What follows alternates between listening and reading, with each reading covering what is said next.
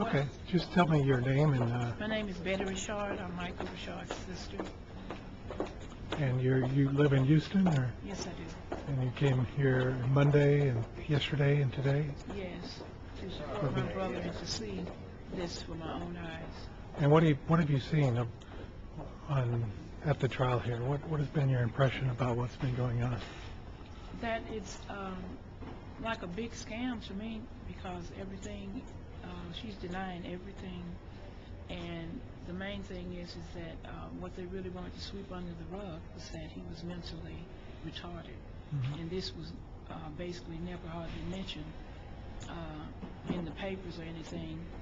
And for him to have been on death row that many years, and then they go back and change it to that he's not mentally ill, and he had the lowest score of all the inmates in Huntsville, and they all knew this. And her attitude to me is totally ridiculous, how she has an arrogant, nonchalant attitude about his life, and she's still saying she didn't do anything.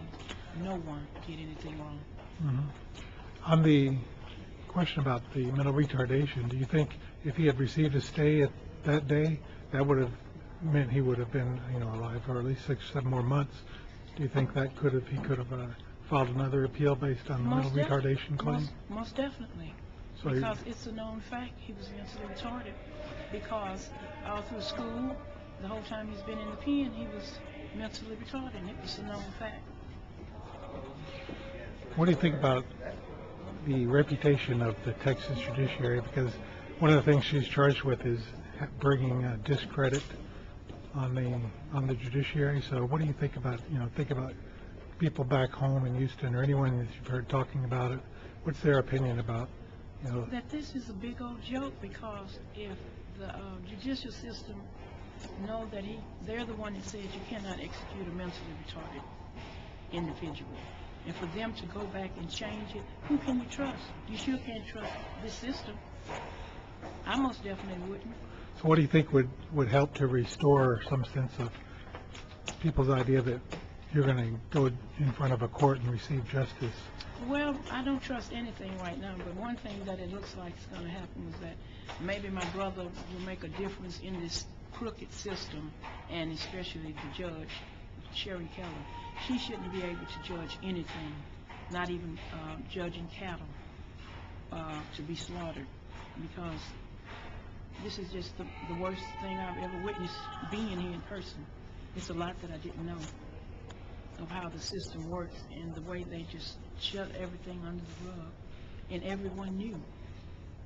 Everyone knew Richard, my brother, was going to be executed.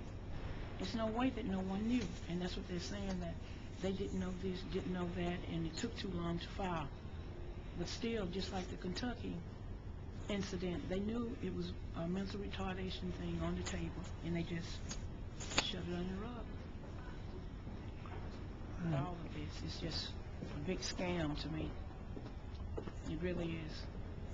It's very no good for her to even be considered to be a judge again. So there's still a lot of anger in the family that great injustice was done. Yes, and especially being here in person really made me see things a whole lot different. How do you, what is it, what is your perception of her when she's like on the stand denying that, saying something like, I would not do anything differently? Because when her lawyer is questioning her, she speaks very clearly and know everything. But when the other lawyer was questioning her, she's forgotten everything. I don't understand. She's practically trying to yell and have an air about herself that this didn't mean anything to her today, and it sure didn't mean anything when she wouldn't answer for the appeal for my brother. It's just outrageous to me for her to even still be a judge. It really is. Okay. This has to stop now. It really does.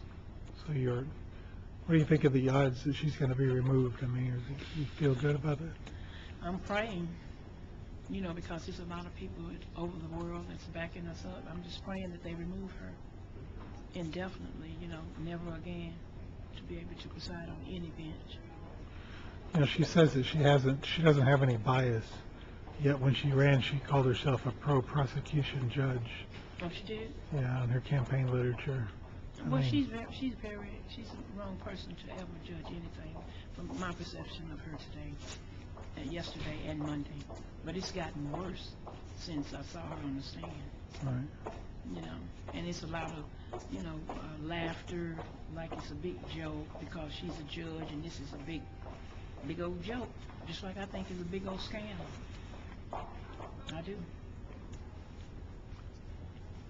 I mean, it just didn't make any sense in the statement that she made about why couldn't the people that worked in the office go home at 5? Why did they have to stay over, like ruin their day and not get off at 5 o'clock and stay, why? Why did they have to stay for this incident? Exactly.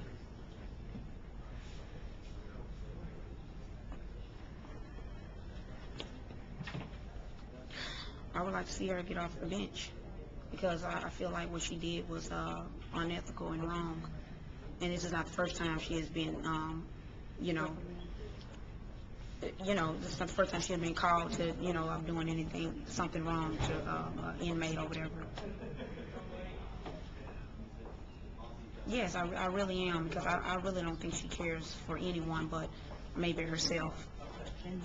And being a judge, I think it's all about her position. I don't really think she took in consideration my uncle's life and exactly what was going on. She asked a lot of questions about his criminal background or, different things like that. I think it was he was judged on his character and not the situation that was at hand.